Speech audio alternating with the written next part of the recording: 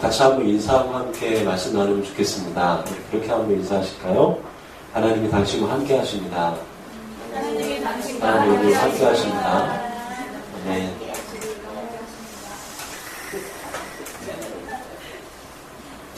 네, 로마서 12번째 시간입니다. 오늘은 믿음이란 무엇인가 라는 제목으로 함께 로마서 4장 18절부터 25절의 말씀 가지고 함께 하나님의 말씀 나누도록 하겠습니다.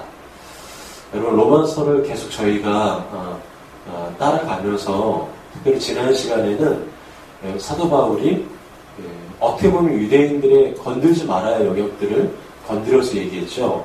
아브라함과 또 다윗과 또 할례라는 것에 대해서 이야기를 했습니다. 요점은 이거예요. 아브라함과 다윗이 어떠한 그 율법의 행함으로 겉으로 보이는 어떠한 것을 이행하고 준수함으로 그렇게 의로움을 하나님께 인정받았는가, 그렇게 의인이 되었는가, 그렇게 믿음의 조상 또 이스라엘의 영웅이 되었는가 아니라는 거예요. 어떠한 것을 준행하고 지키고 율법적인 행함이 그 사람을 의롭다라고 칭할 수 없다라는 것을 사도 바울이 강력하게 얘기합니다. 특별히 아브라함을 이야기하면서 지난 시간에 아브라함을 어떻게 보면 참 안 될 정도로 아브라함을 쉽게 말하면 이렇게 뭐라고 할까요? 좀 부정적인 의견을 사도 바울이 제안하지 않습니까? 그 얘기를 나눴던 겁니다. 많은 문제가 있었던 사람이라는 거예요. 사도 바울, 아브라함이. 믿음의 조상이라고 우리가 다 인정하는 그 아브라함조차 어떠한 율법의 행함이나 그 사람의 자격과 조건으로서 그 사람이 어떠한 이런 가지고 있는 것들로 인해서 된 것이 아니라 믿음으로 하나님께서 아브라함을 의인이다라고 간주해 주셨다라는 것입니다. 이 부분을 조금 더 우리 대조법을 살펴보면 이렇습니다. 여러분, 그 아브라함의 스토리가 창세기에 등장하죠. 창세기 12장에 등장합니다. 창세기 12장에 보면 하나님께서 아브라함에게 나타나셔서 이렇게 말씀을 하시고 약속하시잖아요. 내가 내게 지시할 땅으로 가. 그러면 내가 거기서 하나님의 많은 그의 축복을 부어주시겠다고 말씀하시거든요. 근데 실제로 아브라함이 그걸 듣고 하나님이 지시한 땅으로 갑니다. 창세기 12장에. 그 땅은 어디였냐면 가나안 땅이었죠. 근데 그 땅에 갔음에도 불구하고 어떻게 했어요?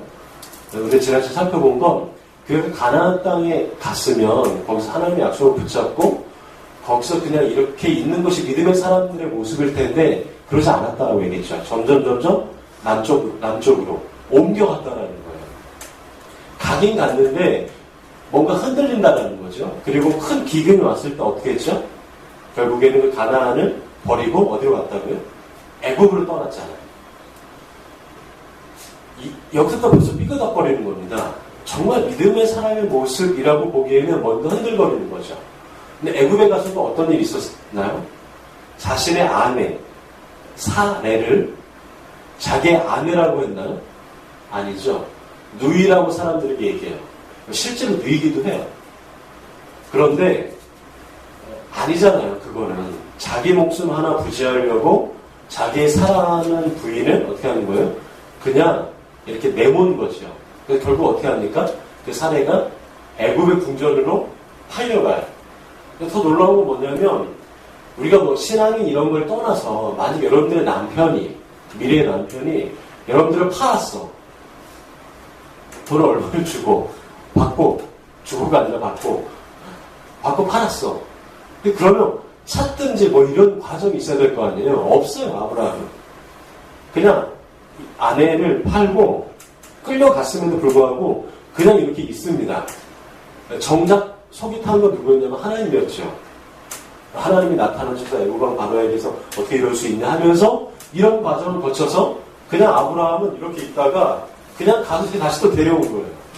여러분, 이건 믿음을 떠나서 기본적인 어떤 남자로서의 자질이 없는 거 아닌가요?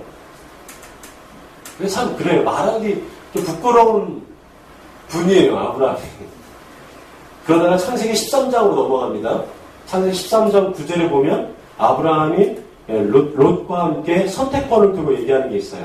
그러면서 그 선택권을 먼저 누구한테 줬다라고요? 자기 조카 롯에게. 이렇게 얘기합니다. 네가 좌하면 나를 우하고 네가 우하면 나를 좌하리라. 알다시피 이거는 아브라함이 굉장히 마음이 넓은 사람이라는 표시가 아니라는 걸 여러분 말씀드렸죠. 왜냐하면 아브라함은 좌로 하거나 우로 하거나 그런 게 아니에요. 아브라함은 딱 정해져 있었어요. 가야 할 것이. 소돔과 고모라 땅과 가나안 땅이 앞에 있었단 말이죠. 근데 네가 소돔과 고모라 하면 내가 가나안하고 네가 가나안하면 내가 소돔과 고모라 하겠다라는 거예요. 이게 어떤 마음일까요? 하나님의 약속을 어떻게 해요? 완전히 잊어먹은 거죠. 하나님이 주신 그 약속을 기억했다면, 그 약속을 붙잡았다면 그렇게 말해서는 안 되는 거예요. 이렇게 얘기해야 되겠죠. 나는 가나안 땅을 갈 거다. 왜냐하면 하나님께서 나를 그 땅 가운데 인도하셨기 때문에. 너도 나와 함께 가나안 땅에 가자. 여러분, 이게 믿음에 있는 사람들의 모습이지 않을까요? 전혀 아브라함은 그런 모습이 없어요. 근데 그런 아브라함을 이제 4장은 소돔과 고모라 사건이고요. 15장에 가서 하나님이 갑자기 어떻게 하세요? 그냥 그런 약간 어리숙하고 어벙벙한 아브라함을 그냥 이렇게 찾아오세요. 그래가지고 아브라함과 함께 어떻게 하냐면 언약을 맺으십니다. 창세기 15장 5절에 보시면 이런 언약을 맺어요. 그를 이끌고 밖으로 나가 이르시되 하늘을 우러러 무뼈를 셀 수 있나 보라. 또 그에게 이르시되 내 자손이 이와 같으리라. 근데 여러분, 왜 이 약속을 하고 더 놀라운 건 뭐냐면 15장 6절에 바로 오늘 우리가 읽었던 그 말씀이 기록된 거예요. 아브라함이 이것을 믿어서 하나님이 그 믿음을 의로 여겼다라고 하면서 창세기 15장 6절에 하나님께서 아브라함을 의롭다라고 간주해 주세요. 근데 간주하신다라는 거는 제가 지난주에 뭐라고 말씀드렸죠? 카운터, 계산한다라는 거예요. 실제로는 아니라는 거예요. 근데 그렇다라고 인정해 주는 거죠. 좀 더 나가볼까요? 15장에 그런 약속 언약 사건이 있었어요. 오케이, 내가 너를 축복하고 네 몸에서 나오는 소생으로 인해서 이렇게 많은 축복을 줄 것이다. 믿음의 조상이라고 그러한 은혜와 축복을 부어주실 것이다. 창세기 15장 5절에 말씀하시고 6절에 인정하세요. 의인으로. 바로 그 다음 장 16장에 아브라함이 뭐 하는 줄 아세요?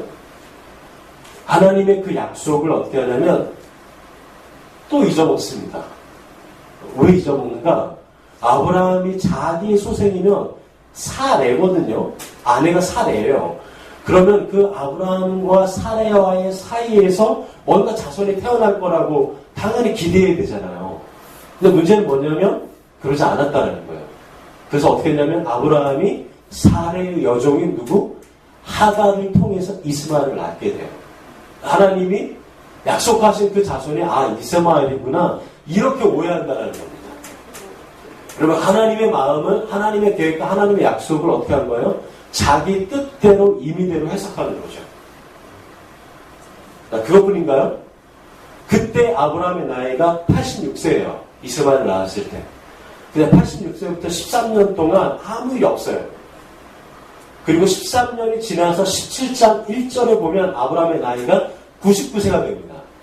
근데 그때 갑자기 하나님이 나타났어요. 13년 뒤에. 13년 동안 아무 일이 없었어. 13년 뒤에 하나님이 나타나셔서 아브라함에게 약속하십니다. 어떤 약속이요? 내가 너의 이름을 아브라함에서 아브라함으로 바꿔주시고 그 다음에 너의 소생에서 낳을 아들이 있을 것이다 라고 말씀하세요. 근데 그 아들의 이름까지 말씀해 주십니다. 그 아들의 이름은 이삭이에요. 그 아들이 태어난 시기까지 이야기해 주세요. 지금부터 정확히 1년 전. 여러분, 이 정도 되면 여러분들 만약 하나님께서 여러분들에게 이 정도까지 나타나서 실제로 말씀하셨다라고 하신다면 여러분들은 하나님을 당연히 믿을 수밖에 없겠죠.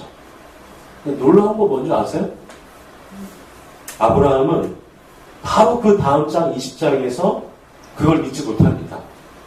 왜냐하면 20장에서 아브라함이 다시 그 아내, 90세 넘은 그 아내 사라를 어떻게 해요? 다시 누이라고 내 부인 아니라고 하면서 그라는 왕, 여러분들이 잘 알고 있는 아비멜렉이라는 왕에게 어떻게 해요? 네, 그냥 끌려가도록 냅둬요. 자, 이게 여러분 전적이 있는 거예요. 두 번째인 거예요. 두 번째. 여러분, 두 번째 자기 부인을 그냥 팔았어요. 제가 이 과정을 이렇게 얘기하는 이유가 뭔지 아십니까? 12장부터 20장까지 이 과정을 얘기하는 게 뭐냐면 단 한 가지를 이야기하고 싶은 거예요. 뭐냐면 아브라함이 의롭게 되기 위해서 그 자신이 한 것은 전혀 없다. 여러분들이 알고 있는 아브라함이 그의 아들 이삭을 모리아산에 제물로 바치는 건 22장 사건이거든요. 하나님은 아브라함을 15장에 의롭다라고 말씀해 주셨어요. 시간적인 간격으로 30년 정도의 간격이 있는 거예요. 여러분, 하나님께서 아브라함을 의로 여기신 것은 아브라함의 어떤 행위가 아니라는 거죠. 바울이 얘기하고 싶은 것이 그거였어요. 어떠한 행위나 그의 어떤 자격이나 조건, 했던 일들이 아브라함을 의롭게 하고 아브라함을 구원했던 것이 아니다라는 말씀이신 거죠. 바울이 얘기하고 싶은 것은 이거였습니다. 그래서 우리가 전 시간에 했던 4장의 전반부는 사실은 어떤 부분에서는 굉장히 이 아브라함에 대해서 매우 부정적인 이야기를 하게 되는 거죠. 네, 여러분 저를 좀 봐주세요. 네. 이제 어떻게 해볼까? 이렇게. 사장의 전반부는 그렇게 아브라함에 대해서 굉장히 부정적인 이야기를 하고 있습니다. 근데 오늘 우리가 읽었던 이 사장의 후반부, 18절부터 마지막 25절까지는 똑같은 아브라함 얘기인데 약간 달라요. 우리가 헷갈릴 정도로 아브라함에 대해서 사도 바울이 좀 다르게 얘기합니다. 우리 어떤 부분이 다른지 한번 살펴보도록 하겠습니다. 우리 18절부터 22절 한번 같이 읽어보도록 하겠습니다. 아브라함이 바랄 수 없는 중에 바라고 믿었으니 이는 내 후손이 이같으리라 하신 말씀대로 많은 민족의 조상이 되게 하려 하십니다. 그가 100세나 되어 자기 몸이 죽은 것 같고 사라의 태가 죽은 것 같음을 알고도 믿음이 약하여지지 아니하고 믿음이 없어 하나님의 약속을 의심하지 않고 믿음으로 견고하여져서 하나님께 영광을 돌리며 약속하신 그것을 또한 능히 이루실 줄을 확신하였으니 그러므로 그것이 그에게 의로 여겨졌느니라. 아멘. 여러분 18절부터 22절까지 바울 선생님이 아브라함을 보면서 표현했던 단어는 몇 가지 있어요. 18절에 먼저 보시면요. 바랄 수 없는 중에 바라고 믿었다라고 표현합니다. 19절에는 뭐라고 적혀있죠? 믿음이 약하여지지 아니하고. 자, 20절에는 뭐라고 적혀있냐면 의심하지 않고 믿음으로 견고하여져서 라고 얘기하고 있습니다. 자, 여러분 아까 전 우리가 나눴던 것처럼 4장의 전반부와는 굉장히 좀 다른 느낌이지 않으세요?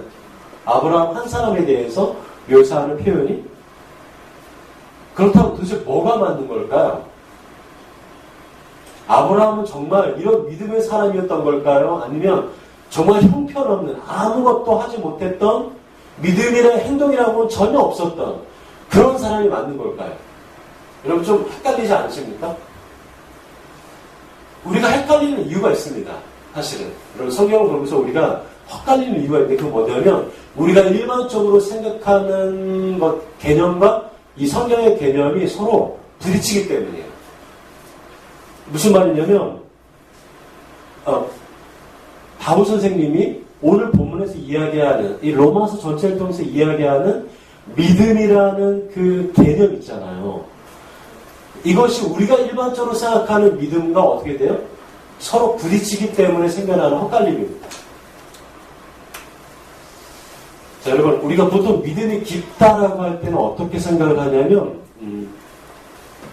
어떠한 그 겉으로 보여지는, 물론 믿음이 내면적인 거지만 그 믿음이 외면의 어떤 행동으로 표현되어지는 것을 중점적으로 얘기해요. 그래서 영어에서 보면 믿음이 깊다라는 단어를 뭐라고 표현하죠? 믿음이 깊다라는 단어를 네, 그렇죠. 미안해요. 갑자기 물어봐서. 네. 전 당연히 알 줄 알고. 네, 괜찮아요. 저는 페이스풀인가 생각해봤더니 그거는 충실하다. 이런 뜻이고, 그보다 믿음이 깊은 크리스찬 할 때, devote라는 단어를 쓰더라고요. devote. 굉장히 독실하다라는 거예요. 근데 여러분, 이 디보트라는 이 단어의 원래 뜻을 제가 찾아봤더니 이런 거예요. 읽어드리면 이겁니다. 종교적인 의무를 신실하게 이행하는 것. 여러분, 이 단어의 주는 이미지는 이거예요. 어떤 외형적인 것이라는 거죠.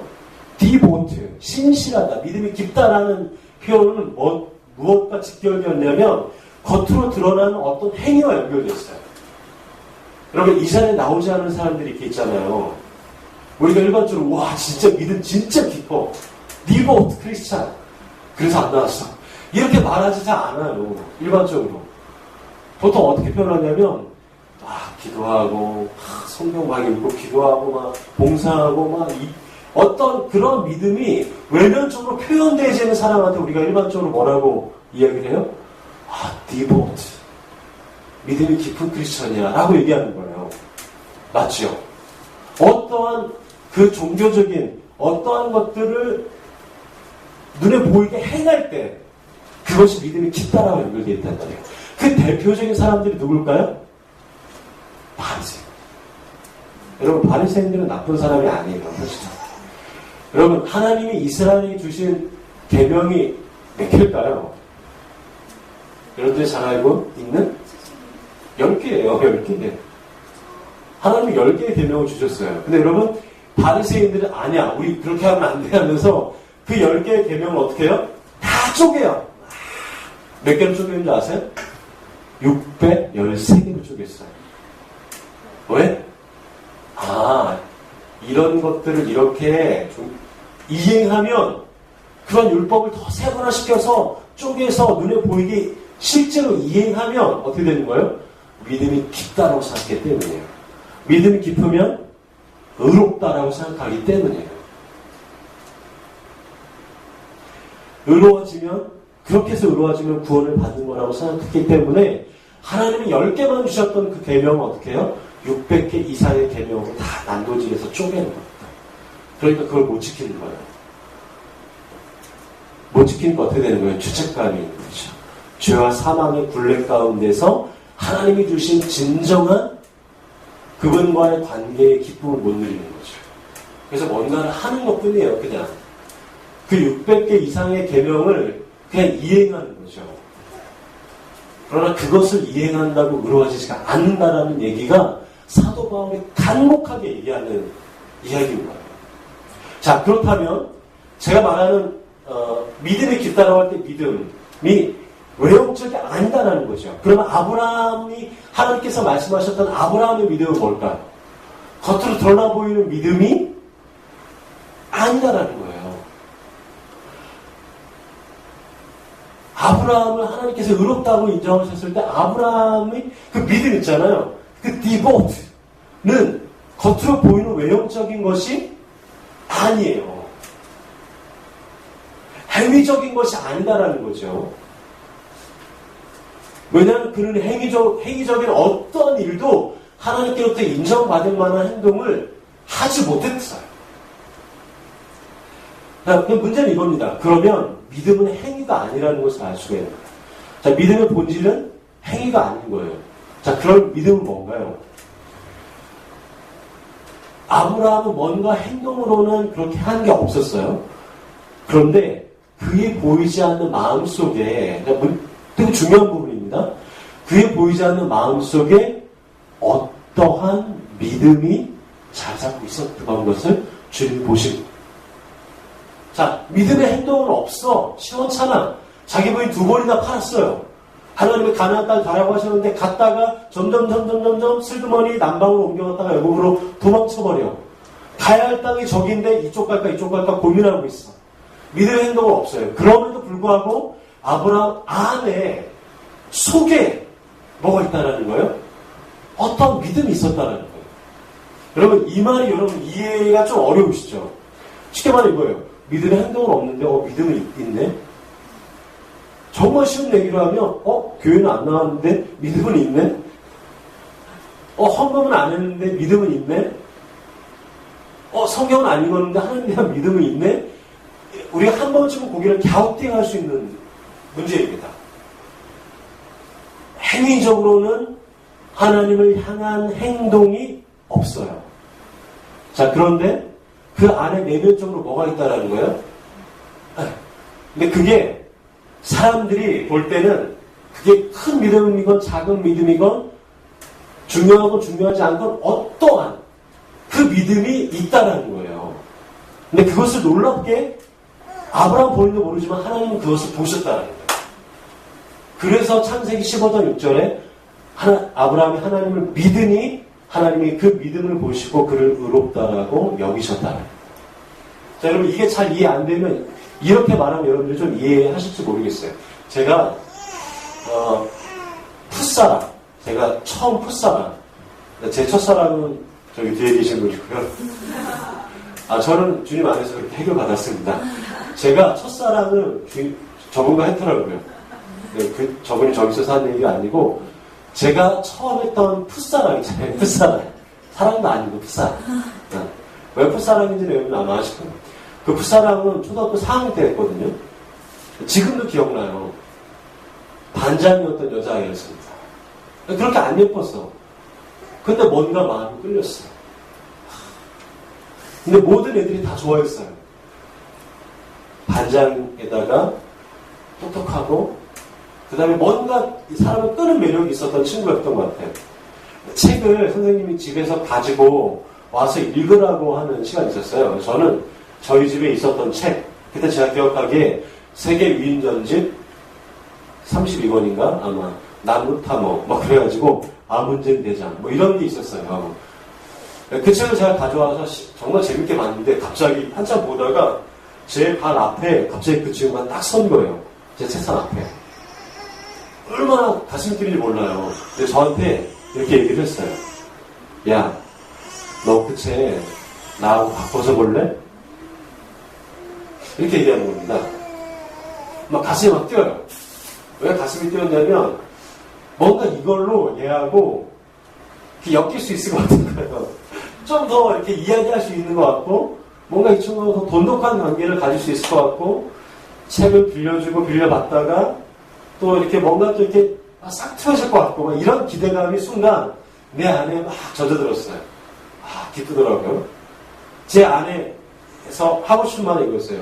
오케이, 좋아, 바꾸자. 네, 그때 제 입에서 나온 말이 뭔지 아세요? 싫어, 이거였습니다. 싫어, 이거였습니다. 이해가 되세요? 잘 안 되시나요? 제가 분명히 제 안에 가득 찼던 말은 뭐예요? 좋아, 야, 바꾸자. 내 책 다 갖다 줄 수 있었는데 막상 제가 그 친구를 보면서 이야기를 하니까 제 입에서 나온 말이 뭐냐면 너무 떨렸던 거야, 그게. 너무 그게 떨렸던 거예요. 그래서 그 사람에 대해서 내가 어떻게 대하고 어떻게 좋아하는 사람에 대해서 내가 대응해야 되는지를 몰랐던 거예요. 그래서 너무 긴장하기도 하고 그런 것들을 모르는 그런 풋풋한 풋사랑이죠. 그래서 제가 튀어나온 말은 뭐예요? 그냥 당황해서 나온 말이에요. 싫어. 나 너랑 책 바꾸기 싫어. 근데 걔가 울고 그냥 가더라고요. 제가 그때 이후로 얼마나 그걸 후회했는지 몰라요. 여러분, 제가 싫어라고 말은 했죠. 그 친구에게. 행동은 없어요. 그 친구한테 제가 좋아한다는 행동은 못했어요. 어떤 이유에서인지. 그런데 제가 그렇다고 제 마음 안에 풋풋한 그런 마음, 사랑하는 마음, 좋아하는 마음이 없었을까요? 그 친구한테? 분명히 있었어요. 행동은 못했어요. 근데 마음은 있었어요. 비슷한 게 또 이런 게 있었어요. 예전에 제가 중고등부 사역하는데 중고등부 안에서 그 같은 지방에서 찬양 경연대회를 하는 거예요. 근데 한 달을 막 연습해서 하는 겁니다. 되게 잘했어요. 애들이 중차로 모아서. 근데 이제 막상 하는 날, 그 친구들 중에 한 명 여자아이가 굉장히 착한 애가 너무 떤 거야. 그래서 얘가 솔로인데 어떻게 했냐면 자기 파트를 못했어요. 그래서 실수한 거지. 근데 그러면서 너무 잘했기 때문에 동상을 받았어요. 근데 무대를 마치고 그 모든 대회를 마치고 딱 오는데 그 실수한 여자아이가 엉엉 우는 거예요. 왜? 나 때문에 망했다라는 거예요. 너무 착한 마음인 거죠. 선생님들이 저한테 그 친구를 가서 위로해달라고 얘기한 거예요. 제가 정말 불쌍하잖아요. 그리고 괜찮다. 그 아이가 너무 사랑스럽거든요. 제가 그 아이한테 가서 어깨를 툭툭툭 쳐주면서 이렇게 얘기했어요. 사랑스러운 표정으로 괜찮아. 너 때문에 동상 맞았어. 무슨 얘기인지 잘 이해되세요? 제가 원래 하고자 했던 말은 뭐냐면 괜찮아. 동상 받았잖아. 괜찮아. 너 잘했어. 이 얘기를 하려고 하는 건데 이게 뒤집어버린 거예요. 괜찮아. 그래도 우리 상 받았잖아. 이건데 괜찮아. 너 때문에 동상 받았잖아. 사랑스러운 표정을 띠고 제가 어깨를 툭툭 치면서 괜찮아. 너 때문에 동상 받았잖아. 이렇게 얘기한 거예요. 걔가 막 더 울어버린 거예요. 여러분, 행동을 못했단 말이에요. 사랑의 행동은. 어떤 이유든지 못했어요. 근데 여러분, 그렇다고 제 안에 그 아이를 향한, 제 풋사랑을 향한 사랑의 마음이 없었던 것은 아니라는 거죠. 여러분, 그거예요. 자, 아브라함이 행동을 못했죠. 믿음의 행동을. 행위적으로 아브라함이 한 것이 아무것도 없었다는 거예요. 어떤 이유에서인지, 본인이 약해서인지, 어쨌든 한 게 없어. 근데 그렇다고 아브라함 안에 하나님을 향한 믿음이 없었냐? 그게 아니라는 거죠. 하나님 말씀하신 거. 근데 우리는 행동이 없잖아요. 그걸 뭐라고 판단해요? 믿음이 없다고 생각해요. 내가 하나님께 어떤 행동을 못 하잖아요. 그러면 내가 스스로 어떻게 판단해요? 나는 믿음이 없다라고 판단해요. 나만일까요? 아니에요. 다른 사람도 그런 관점으로 봅니다. 그 사람이 만약 행동이 없죠. 그럼 우리는 쉽게 어떻게 판단해요? 아, 쟤 아직 믿음이 없어. 쟤 기도도 잘 못하네. 쟤 아직 믿음이 없어. 아니에요. 믿음은 겉으로 드러나 보이는 행동이 본질이 아니에요. 하나님은 그걸 아신다는 거죠. 놀랍지 않으세요?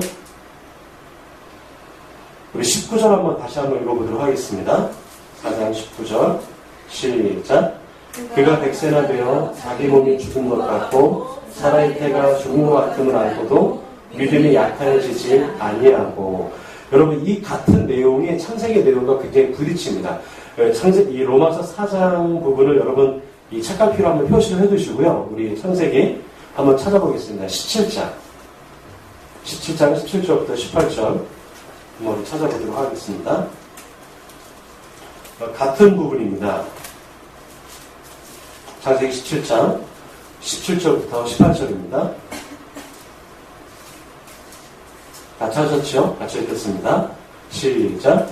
아브라함이 엎드려 웃으며 마음속으로 이르되 100세 된 사람이 어찌 자식을 낳을까? 사라는 90세니 어찌 출산하기로 하고.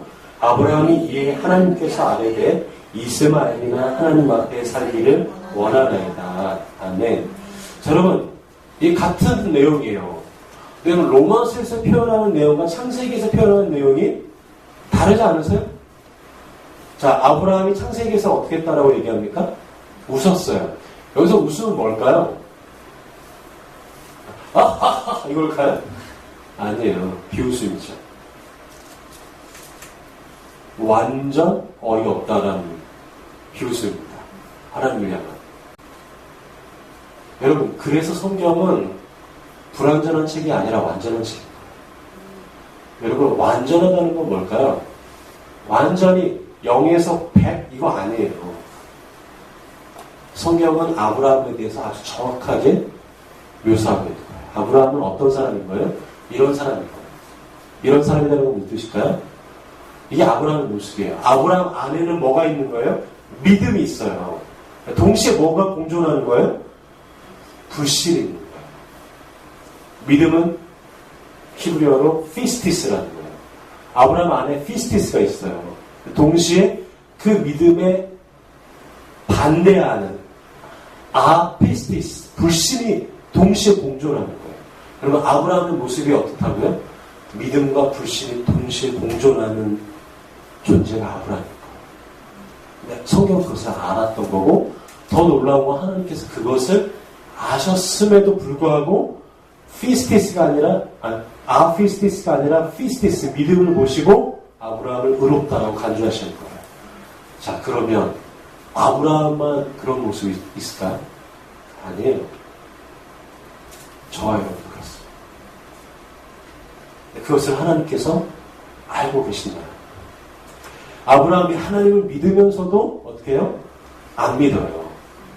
여러분, 우리가 하나님을 믿으면서도 어떻게 해요? 안 믿어요. 하나님을 믿으면서도 아브라함은 비웃었어요. 우리는 어떻게 해요? 하나님을 믿어요. 그러나 하나님을 비웃어요, 동시에. 이것이 우리 안에 있는 근본적인 딜레마입니다. 하나님이 그걸 아셨다는 거죠. 아셨다는 것뿐만 아니라 정말 놀라운 건 그걸 아심에도 불구하고 하나님이 그 아브라함의 정말 이 작은 믿음 있잖아요. 그 믿음을 어떻게 하셨다는 거예요? 의로움이다라고 카운터 계산하고 간주하셨다. 주님을 위한 행동은 전혀 없어요. 그렇다고 믿음이 없는 것은 아니었어요. 그래서 우리가 할 것은 뭐예요? 이런 나를 인정하는 거예요. 이런 나를 인정하고 주님 앞에 나를 드리고 그분 앞에 나가는 거예요. 성경이 그것을 알았어요. 여러분, 이것이 얼마나 우리에게 큰 위로의 말씀이 되는지 여러분 아십니까? 아브라함도 그랬어요. 여러분, 여기 아브라함만큼 여러분들의 남편 부인을 2번이나 그냥 팔아버릴 사람 있나요? 없어요. 여러분들이 아브라함보다 훨씬 낫습니다. 아브라함이 13년 동안 하나님과 관계가 끊어져 있던 사람이었어요. 자기 마음대로 행해서 86세 이스마엘이 하나님 내게 주신 자손이라고 생각했죠. 아니었어요. 그러나 13년 동안 침묵해서 하나님을 만나고 찾을 수도 없었어요. 여러분들 지금 그런가요? 아니잖아요. 여러분들이 물론 교회 안 나오고 빠지고 기도 안 하고 성경 이럴 수 있어요. 본질적으로 그게 여러분들 믿음이 없는 것은 아니라는 거예요. 왜냐하면 믿음은 내 행동과 사실은 행동의 본질이 아니기 때문에. 그래서 우리가 아브라함을 보면서 위로를 받는 거죠. 바울이 유대인들에게 매우 강력하게 말하는 부분이 이것입니다. 하나님이 아브라함을 믿음의 조상으로 삼으셨던 거예요. 우리 모두의 조상이 그렇다라는 거예요. 너희들이 의롭다고 생각하는 아브라함이 그렇다라는 거예요. 아브라함이 자신의 행위대로 의로움을 받은 것이 아니다라는 거예요. 그러니까 뭐라는 거예요? 우리도 마땅히 율법의 행위로 의로움을 받는 존재가 아니라 별볼 일 없고 도저히 이해 안 되는 행동을 주로 일삼았던 아브라함을 하나님께서 왜 믿음의 조상으로 삼았겠느냐는 거예요. 그 말씀이 23절부터 25절까지 나와 있습니다. 같이 읽도록 하겠습니다. 우리 로마서 4장 23절부터 25절 시작. 그에게 의로 여겨졌다 기록된 것은 아브라함만 위한 것이 아니고 의로 여기심을 받을 우리도 위함이니 곧 예수 우리 주를 죽은 자 가운데서 살리신 이를 믿는 자니라. 예수는 우리가 범죄한 것 때문에 내줄 되고 또한 우리를 의롭다 하시기 위하여 살아나셨느니라. 아멘. 여러분, 하나님의 아브라함을 믿음의 조상으로 삼은 것은 누구 때문이라는 거예요? 우리 때문이라는 거예요. 왜? 별로 한 것도 없고 별로 믿음의 행동도 한 것도 없고 아니 오히려 부끄러운 것만 많은 그런 아브라함을 의롭게 인정해 주신 것은 그 아브라함 자신에게 의로움의 기준이 있는 게 아니었고 하나님이 그 아브라함을 의롭다라고 인정하셨던 그 아주 작은 피스티스 믿음을 보시고 그렇게 카운트해 주셨다는 것은 바로 오늘날 우리들에게도 해당된다는 거예요. 율법의 행위가 아니라 우리의 모든 죄와 허물을 위해서 십자가에서 내어준 바 되신 예수님을 믿음으로 그분을 믿고 의지함으로 우리가 의로워질 수 있다는 것을 아브라함을 통해서 보여주시는 거예요. 여러분, 사도 바울이 이것을 깨달았을 때 얼마나 감격이었을까. 사도 바울도 그런 의로움을 입었던 사람이잖아요. 사도 바울도 그렇게 치열하게 예수를 믿는 사람들을 잡아 죽이던 핍박자였잖아요. 그런 사도 바울을 하나님께서 그런 공로 없이 의롭다라고 인정해 주셨다는 것을 사도 바울이 경험하니까 모든 것이 다 필요 없어지는 거예요. 모든 것을 다 분토로 여기고 나는 달려가 표대를 향하여 가겠다라는 거예요. 감격이 있었다라는 거예요. 사도 바울의 주님의 사랑과 은혜에 대한 감격이 가슴 벅차게 타올랐기 때문이에요. 그래서 이렇게 얘기할 수 있는 거죠. 제가 여러분들에게 가끔 이런 얘기도 많이 합니다. 여러분 예배 늦지 마세요. 주중 예배 꼭 참석하세요. 카톡 보내고 성경 읽으라고 하고 안 읽어도 여러분 성경 다 안 읽죠? 못 읽죠? 기도 잘 안 하죠? 여러분 교회를 위해서 기도하세요? 우리 주중 예배를 위해서 여러분 기도하고 정말 힘들어도 이렇게 예배에 동참하세요?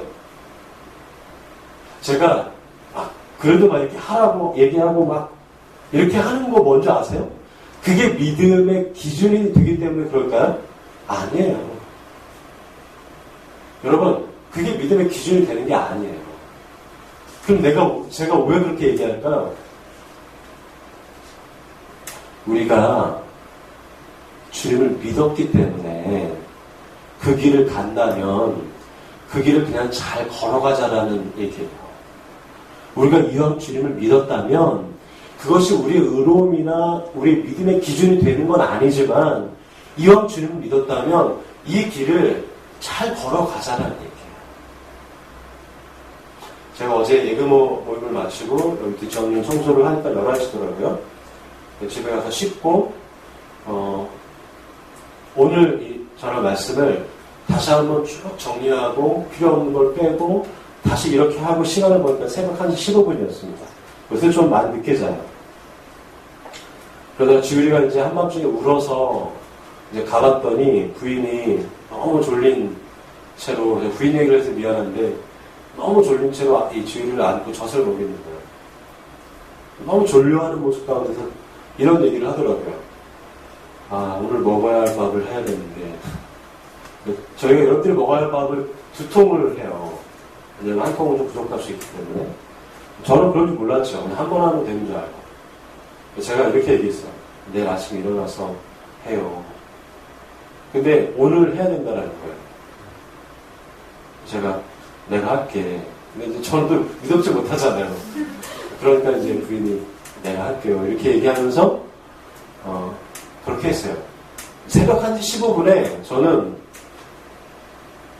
말씀을 짓고 있었고 제 부인은 밥을 짓겠다고 그 시간에 일어나서 밥을 지었어요. 여러분 왜 이런 얘기를 하는지 아세요? 제가 주님의 길을 잘 걸어가는 것이 뭐예요? 저는 말씀을 잘 짓는 거예요. 새벽 1시간, 2시간 그게 일주일에 어느 시간이건 어떤 시간이건 나는 말씀을 잘 짓고 그렇게 여러분들 만나고 이렇게 예배를 드리는 게 저는 저의 길을 잘 걸어가는 거라고요. 제 부인은 지금 밥을 잘 짓고 여러분들을 잘 섬기고 여러분들이 몇 명이건 밥을 얼마나 많이 먹건 뭐 상관없이 밥을 잘 짓는 게 지금 제 부인에게는 여러분들을 섬기는 데 주님 안에서 잘 걸어가는 길이에요. 여러분들에게 길은 뭔가요? 여러분들이 주님과의 주님의 그 길을 잘 걸어가는 건 뭐냐 이 말이에요. 잘 걸어가자는 얘기예요. 제가 자꾸 다그치고 왜 그렇게 했냐, 제가 너 그렇게 하면 안 된다 이렇게 얘기하는 게 그게 여러분들이 믿음이 없어서 그렇다는 게 아니라는 거예요. 믿음은 있어요. 근데 잘 걸어가기 위해서는 그렇게 해야 되지 않겠느냐라는 거를 그냥 타는 마음으로 얘기하는 것 뿐이에요. 여러분, 우리가 가진 믿음이 비록 작을 수 있어요. 우리가 갖고 있는, 우리가 주님을 위한 것을 마치 아무것도 겉으로 보이는 행위가 없을 수가 있어요. 그러나 주님 앞에 있는 모습 그대로 나아가는 게 중요한 거예요. 내 안에 있는 피스티스. 이것이 작다라는 것을 인정하면서 주님 앞에 나아가는 것이 중요해요.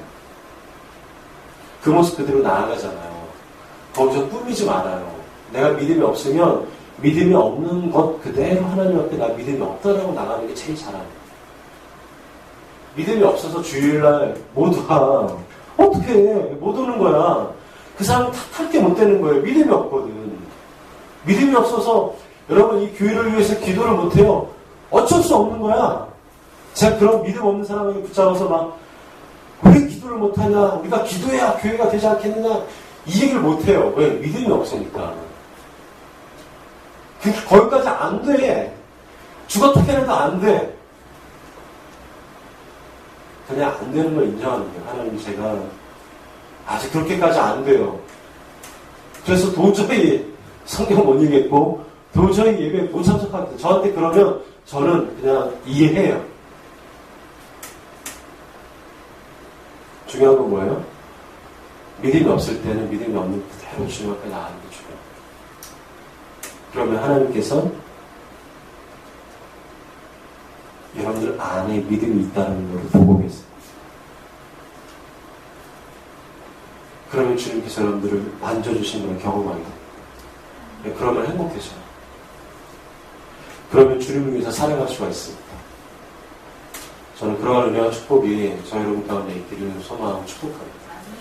잠시 기도하면 좋겠습니다.